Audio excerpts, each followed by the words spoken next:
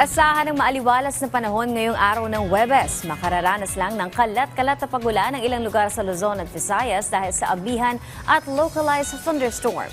Alamin natin ang lagay ng panahon mula kay Pag-asa Weather Specialist John Manalo. Magandang umaga, Leslie, at ganoon din sa ating mga taga-subaybay. Patuloy pa rin yung epekto at impluwensya ng hanging amihan o northeast monsoon sa malaking bahagi ng ating bansa.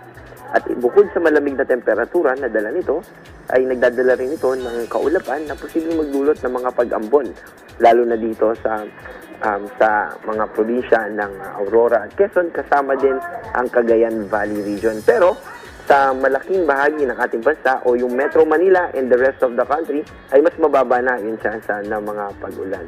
At wala rin tayong babala patungkol sa malalakas na pag-ulan at wala rin tayong nakataas na grade warning o babala sa matataas na alon. Wala rin tayong minomonitor na low pressure area o bagyo sa loob ng PAR. Pero dahil sa lamig ng ating panahon ngayon ay posible yung pagkalat ng mga flu, cold o kaya sore throat. Kaya heads up pa rin po sa mga kababayan natin na panatilihin po natin na malakas yung immune system natin at mag-ingat po tayo. At yan po yung ating update at paalala mula sa ating ahensya. Salamat po. Maraming salamat, Pag-asa Weather Specialist John Manalo.